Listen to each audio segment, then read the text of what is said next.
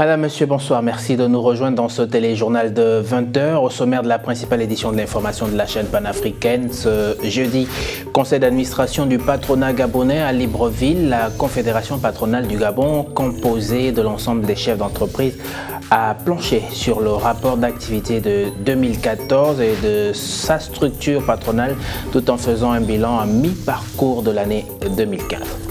Le Maroc multiplie depuis quelque temps les participations dans les salons internationaux pour faire connaître son terroir aux investisseurs. Dans l'Interland du royaume chérifien, des unités de production tournent à plein régime, preuve du nouvel essor des produits du terroir dans ce pays de tradition agricole.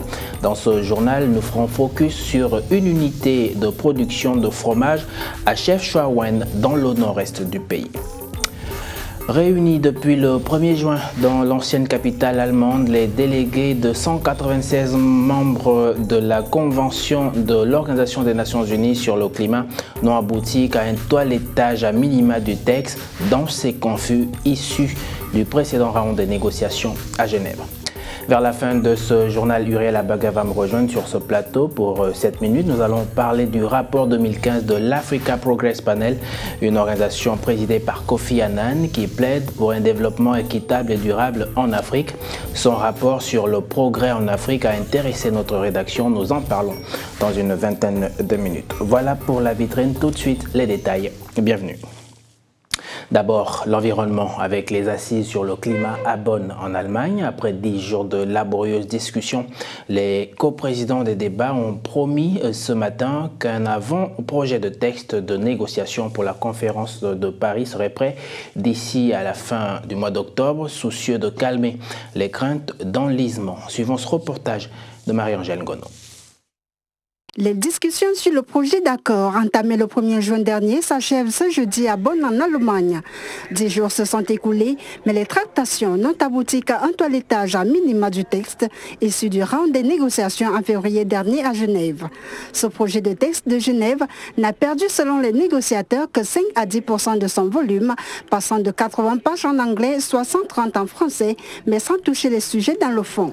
L'idée serait de faire émerger des options politiques pour enfin accélérer le processus, souligne Romain Benikio de l'ONG Oxfam au statut d'observateur. Au-delà des discussions sur le texte, quelques avancées notables lors des échanges bilatéraux et réunions thématiques ont été réalisées.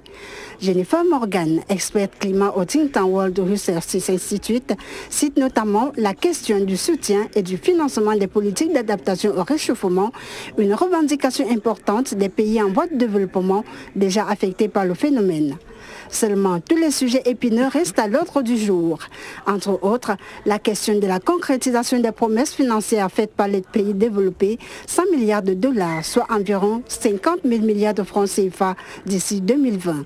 Et puis la forme juridique à donner au futur accord et comment répartir l'effort entre les pays selon leurs responsabilités historiques dans les émissions de gaz à effet de serre et les impératifs de développement des pays du Sud. Les États pourraient décider de confier au président des débats, l'Américain Daniel Raif Naïd et l'Algérien Ahmed Jonlaf, le soin de le reprendre au cours de l'été. En plus bref, en images environnement toujours, le Kenya inaugure un système de communication crypté français pour ses parcs nationaux. La ministre de l'Environnement et le secrétaire d'État français au commerce extérieur ont procédé au lancement mercredi à Nairobi d'un réseau de communication, de radiocommunication crypté français qui permettra aux gardes des parcs nationaux kenyans de lutter plus efficacement contre le braconnage.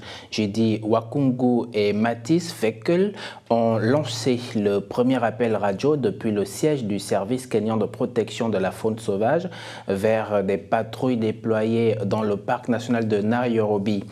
3 des 8 aires protégées par le KWS, soit 9 parcs nationaux et 5 réserves nationales, seront à terme équipés de ce système avec pour projet de l'étendre aux 5 autres.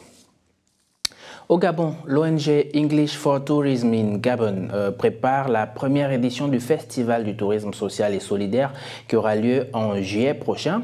Une conférence sur la question s'est tenue ce jeudi à l'Institut national des sciences de gestion pour entretenir les étudiants sur le déroulement de cet événement. Le Festival du tourisme social et solidaire aura lieu cette année à Mayumba, au Grand Sud du Gabon. Une initiative de l'ONG English for Tourism in Gabon qui a donné une conférence jeudi à l'Institut des sciences de gestion pour informer les étudiants sur le déroulement de cet événement. On veut déjà vendre la destination Gabon parce que c'est un festival à la base. Et la destination Mayumba, qui est un site touristique, alors là, qui mérite d'être visité, première chose. Par ailleurs, il faut dire que c'est surtout susciter l'entrepreneuriat au niveau donc, des jeunes. Nous pensons que grâce à ce festival, l'économie rurale donc, au niveau de Mayumba sera quand même, vivra un tout petit peu parce qu'en tant qu'ONG, les prestataires donc, de ce festival sont les populations locales et les étudiants eux-mêmes qui pour certains seront à la fois des stagiaires et d'autres des employés de ce festival à qui on va distribuer le budget du festival. Il s'agit d'un festival d'éducation touristique bilingue dont les activités vont tourner autour des randonnées pédestres et fluviales, la visite des sites touristiques et des monuments historiques, sans oublier des séances de sensibilisation sur le tourisme durable en vue de la protection de l'environnement. Cet organisme qui fait un festival autour du tourisme pour faire connaître nos pays ne peut que trouver un intérêt aussi bien pour l'établissement que pour les étudiants chez nous. Pourquoi? Parce qu'au travers du tourisme, nous voulons soutenir le développement, pas que le développement économique, mais le développement durable. Les responsables de l'Institut de gestion saluent cette initiative. Nous avons plusieurs commissions. Par exemple, pour le cas donc, de la sauvegarde, donc, si vous voulez, de l'écosystème, nous avons dans le festival la commission environnement. Donc la commission environnement fera justement, nous sommes en train d'élaborer un programme donc, de respect de l'écosystème de Mayumba. L'ONG de conservation et de promotion du patrimoine touristique gabonais entend offrir des formations gratuites en anglais aux étudiants festivaliers et souhaite la pérennisation de ce festival et son élargissement hors des frontières gabonaises. La page économie à présent. Conseil d'administration du patronat gabonais ce jeudi à Libreville. La confédération patronale du Gabon, composée de l'ensemble des chefs d'entreprise du Gabon, a planché sur le rapport d'activité 2014 de cette structure patronale, tout en faisant un bilan à mi-parcours de l'année 2015. Marielle Biyogou. Le conseil d'administration de la CPG, la Confédération patronale du Gabon, s'est tenu ce jeudi à Libreville, la capitale gabonaise. Les chefs des entreprises, conduits par Madeleine Baird, présidente de la dite confédération, ont analysé le rapport d'activité de l'année écoulée. La dette intérieure, l'assurance des employés à la Caisse nationale d'assurance maladie et de garantie sociale CNAMGS, les assises nationales de la fiscalité et le code du travail sont autant de points qui ont été passés au peigne fin par les patrons. Pour ces derniers, il s'agit d'accorder une attention particulière à des questions qui ont fait l'objet de plusieurs interpellations de la part des employés courant 2014. Nous poursuivons le dialogue dans l'intérêt des membres. Nous poursuivons effectivement les discussions pour que la CNAMGS puisse répondre aux préoccupations que sont celles des travailleurs et nos actions se mobilisent pour pouvoir effectivement trouver un terrain d'efficacité entre le patronat, les travailleurs et la CNAMGS. Cette réunion, qui a enregistré la présence de l'ensemble des administrateurs de la CPG, a été le lieu pour le patronat d'évoquer les moyens nécessaires pour réduire la dette intérieure et trouver un point d'entente entre les salariés et les patrons pour l'assurance maladie obligatoire CNAMGS. La rencontre avec le président de la République et les différents états financiers de 2014 et 2015 ont été également abordés. Il ne reste plus qu'à les concrétiser. Les Marocains réclament davantage de produits labellisés et donc une nouvelle culture qui s'instaure dans le pays. À Chefchaouen, une unité de production de fromage de chèvre tourne à plein régime. Preuve du nouvel essor des produits du terroir dans ce pays de tradition agricole. Un sujet de nos confrères de l'AFP. Le Maroc veut relancer l'agriculture de ses terroirs. Cette fromagerie du nord du pays fait partie des 21 membres du label Appellation d'origine protégée. Créé par le gouvernement en 2008, il vise à améliorer la qualité des produits locaux. Une demande croissante pour Zined Erati, gérante de la fromagerie. لأن باقي هذا المشكل ديال الجودة Il y a le problème de la qualité. Les Marocains commencent aujourd'hui à demander des produits qui ont une autorisation sanitaire et labellisée. C'est une nouvelle culture au Maroc. Les gens commencent maintenant à faire la différence. Un succès donc, la fromagerie devrait bientôt doubler le nombre de ses fermes. Moi, je ne viens ici que pour le fromage de chèvre, car il est bio, et en plus, je connais cette fromagerie. Son travail est propre. L'agriculture est un enjeu de taille au Maroc. Elle représente 20% du PIB et emploie 40% des actifs. Pour améliorer la qualité, les autorités comptent sur les petits producteurs. On a l'huile d'olive, on a les dattes, on a les nèfles, on a la clémentine de Berkane. Nous avons beaucoup de produits, je vous ai dit on a 200 produits. Le Maroc a une richesse très importante. C'est pour cela que dans le cadre du plan Maroc vert, nous avons donné toute la priorité et nous avons une feuille de route pour la stratégie de développement de la commercialisation des produits de terroir. D'après une première étude menée sur 100 coopératives, leur chiffre d'affaires a bondi de 800 000 € à près de 30 millions d'euros en 6 ans. Mais ici, un kilo de fromage coûte entre 10 et 15 €, un prix élevé alors que beaucoup de Marocains n'arrivent pas à boucler leur fin de mois. Dans le reste de l'actualité en plus bref, en République centrafricaine, la mission de maintien de la paix des Nations Unies a ouvert une enquête sur des allégations d'abus sexuels commis contre des mineurs par des casques bleus. C'est ce qu'a rapporté jeudi le porte-parole de Ban Ki-moon. La MINUSCA, par la voix de son porte-parole donc à Bangui, a réaffirmé la tolérance zéro et impunité zéro concernant les abus sexuels et soutien total aux enquêtes ouvertes contre des casques bleus dans le pays. Je vous propose d'écouter la porte-parole de la MINUSCA dans ce témoignage. Les représentants condamnent fermement tout acte d'exploitation et d'abus sexuels et rappellent la politique de tolérance zéro et impunité zéro des Nations Unies face à l'exploitation sexuelle. Des mesures immédiates ont été prises pour protéger la victime et lui prodiguer les soins appropriés. Le siège des Nations Unies à New York a saisi le gouvernement du pays contributeur de troupes et lui a demandé d'ouvrir une enquête dans les plus brefs délais. Au Niger, Agadez, la capitale du nord du pays, représente aujourd'hui le dernier lieu de regroupement massif de clandestins. Avec son territoire immense, ses frontières poreuses et ses moyens limités, le Niger, voisin de la Libye, est devenu un hub, malgré lui, pour clandestins africains. Aziz Maïga. Agadez, plus importante ville du nord du Niger située entre le Sahara et le Sahel. À peine arrivé à la gare routière de Niamey, les flots de ressortissants ouest-africains se ruent vers cette principale ville du nord du pays. Légendaire porte du désert située à 1 millier de kilomètres de la Libye, elle offre de nos jours les seuls couloirs migratoires encore ouverts vers l'Europe et toute la concentration de migrants s'y trouve.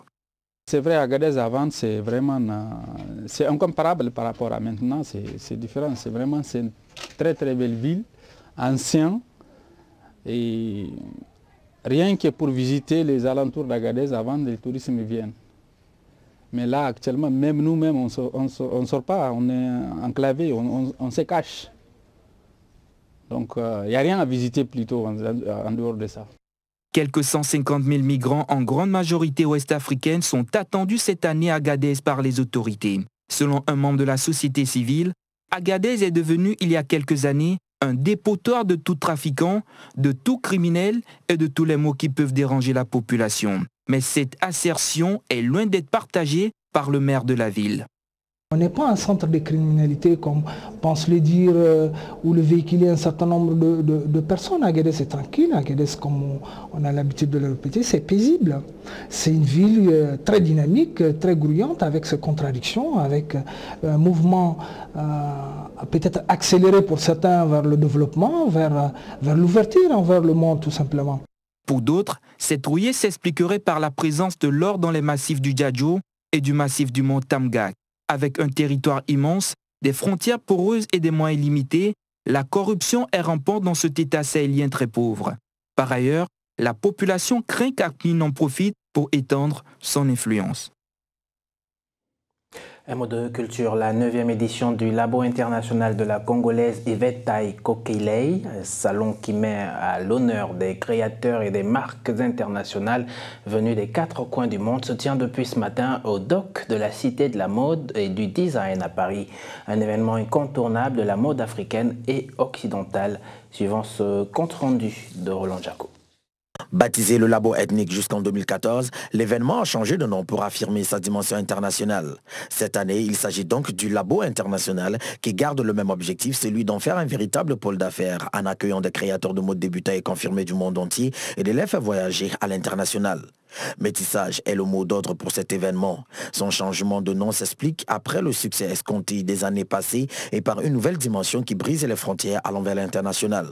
La Congolaise Yvette Tai Kokilei a monté un événement de mode qui est devenu un tremplin pour ceux qui se lancent pour la première fois dans l'univers afin de fusionner les talents et les compétences autour d'un laboratoire de recherche de créativité des métissages. Avec 9000 visiteurs en 4 jours, on peut dire que le bilan réalisé en 2014 est positif.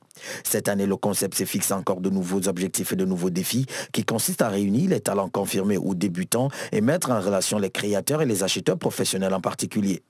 Avec pour slogan The Fashion Revelation, après 9 ans d'existence, le Labo international totalise plus de 50 000 visiteurs, 1000 marques participantes originaires de divers pays, 600 journalistes qui couvrent l'événement depuis son lancement.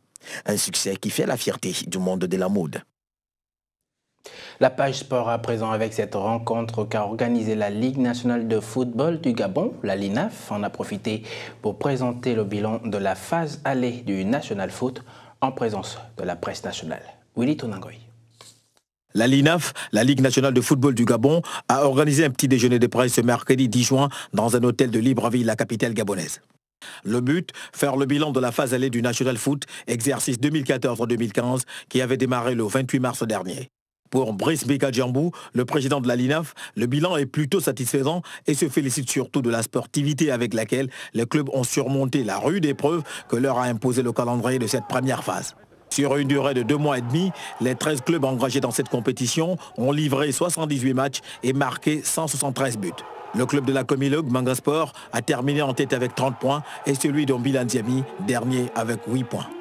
Seul bémol dans ce beau spectacle dépourvu de spectateurs, sur les 47 850 billets émis, seulement 24 474 ont été vendus, soit un nombre restant de 26 735 billets et une recette de 24 843 000 francs CFA. Mince pour un championnat professionnel. Pour la suite de ce championnat qui va reprendre dans une semaine, le président de la LINAF compte sur les pouvoirs publics pour lui verser les arriérés de la saison sportive 2014-2015, sans quoi le championnat ne pourra reprendre. Uriel Abaga vient de me rejoindre sur ce plateau. Nous allons ensemble évoquer le rapport 2015 de l'Africa Progress Panel, une organisation présidée par Kofi Annan qui plaide pour un développement équitable et durable en Afrique. Son rapport sur les progrès en Afrique a intéressé notre rédaction. Nous en parlons dans une poignée de secondes.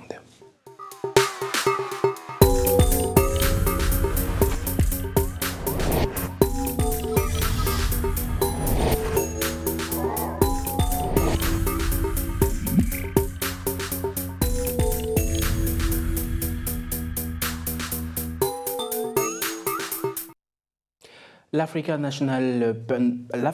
Progress Panel a donc rendu public son rapport sur le progrès en Afrique, publié une fois par an. Kofi Annan, le président de cette organisation, en a profité pour appeler les pays africains et les investisseurs beaucoup plus s'engager dans le domaine énergétique qui fait énormément défaut aux pays d'Afrique subsaharienne. Suivant ce reportage d'Uriel Abaga. Il y a quelques jours, l'Africa Progress Panel a dévoilé son bilan annuel sur les progrès en Afrique. Un rapport intitulé « Énergie, population, planète, saisir les opportunités énergétiques et climatiques de l'Afrique ». Un titre qui n'a pas été choisi au hasard puisqu'il constituait la principale substance du message délivré aux leaders africains et investisseurs intéressés par le continent noir par Kofi Annan, le président de cette organisation. Le diplomate ghanéen exhorte les gouvernements et les institutions financières à augmenter les investissements dans le secteur de l'énergie, extrêmement défaillant en Afrique subsaharienne. L'ancien secrétaire général de l'Organisation des Nations Unies touche un aspect qui devrait interpeller tous les décideurs, la production d'énergie dans la zone indiquée étant très faible. L'Afrique du Sud produit à elle seule la moitié de l'électricité au sud du Sahara pour une production totale régionale en dessous de celle de l'Espagne. Une situation qui réduit entre 2 à 4% par année la croissance de cette région constituée majoritairement de pays à revenus intermédiaires. Plusieurs pays d'Afrique subsaharienne rencontrent des problèmes de fourniture d'énergie. Selon les études accomplies par l'Africa Progress Panel, environ 600 millions de personnes n'ont pas accès à l'électricité et les chanceux n'en ont pas en permanence. Les populations manifestent d'ailleurs régulièrement contre les délestages, comme récemment au Ghana et en Afrique du Sud, où les populations de Soweto sont même allées jusqu'à menacer d'incendier la maison de Nelson Mandela. Les experts de l'APP souhaitent que ces problèmes d'énergie soient totalement résolus d'ici 2030, mais estiment que les pays africains doivent multiplier par 10 leur production actuelle pour atteindre cet objectif. L'Afrique du Sud semble sur la bonne voie avec la mise en service récente d'un parc éolien de 94 MW à un peu plus d'une centaine de kilomètres de la ville du Cap. Merci d'être arrivé sur ce plateau pour évoquer ce rapport annuel d'une organisation dirigée par Kofi Annan, l'ancien secrétaire général des Nations Unies, qui montre un peu les faiblesses de l'Afrique subsaharienne en matière d'énergie. Ce rapport invite donc les investisseurs, les institutions africaines internationales à augmenter de manière significative leurs investissements dans le secteur énergétique de l'Afrique afin, dit-il, de libérer son potentiel de surpuissance en matière de faibles émissions de carbone. C'est bien cela? C'est bien cela.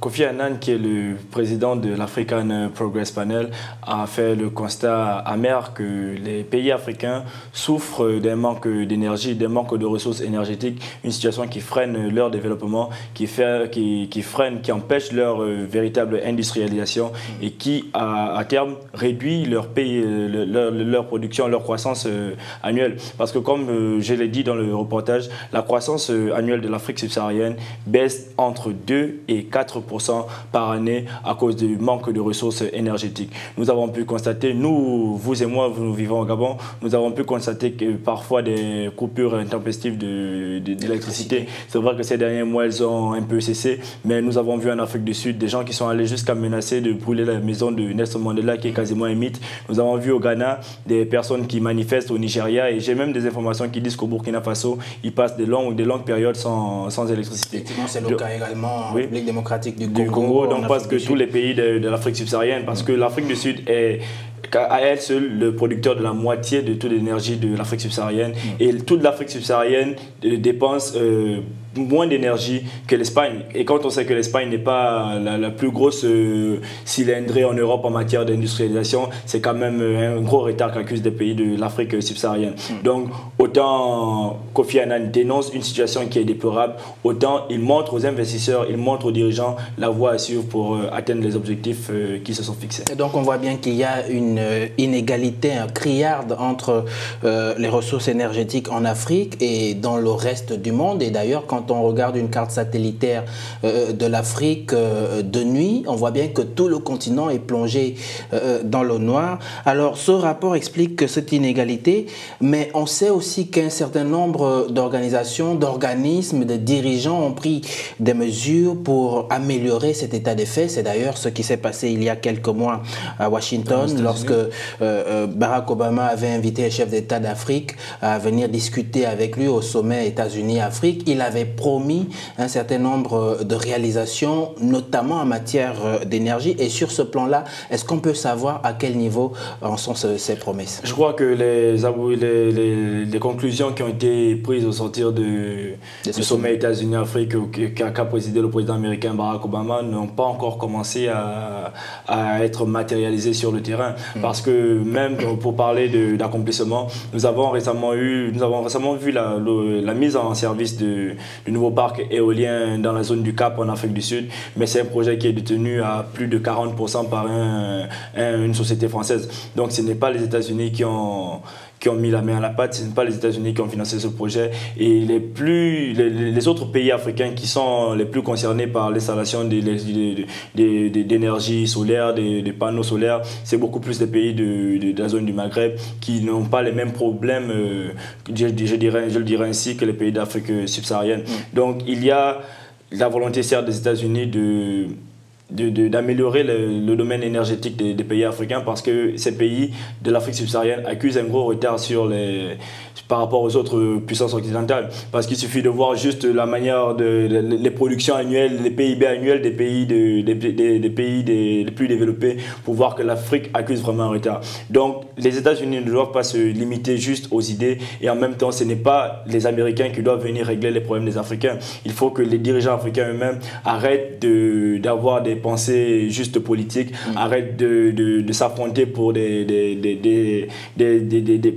d'avoir des débats de bas étage. Je vais prendre peut-être le cas du Soudan du Sud, qui est déchiré par une guerre interne qui empêche les dirigeants de ce pays de se concentrer sur autre chose que les rivalités ethniques qui les opposent. Donc les dirigeants africains, en dehors de la volonté des États-Unis de les accompagner, doivent eux-mêmes faire le premier pas pour que leur pays atteigne les objectifs. Donc il faut prendre des mesures rapides pour amener ces pays à atteindre, on va dire, la vitesse de croisière proposée par Kofi Annan. Il faut prendre des mesures rapides. Quelles sont les mesures qu'on peut rapidement prendre? Qu'est-ce qu'on peut préconiser? Il faut prendre des mesures rapides, parce que je crois fermement que l'Afrique du Sud a perdu sa première place de la première économie africaine en 2014 en raison des coupures intempestives d'électricité, du manque de fourniture en énergie de la société Eskom, parce qu'elle était la première puissance économique africaine. Le Nigeria l'a supplantée, et à cette époque-là, le Nigeria n'avait pas tous les problèmes d'électricité qu'elle aussi a en ce moment. Donc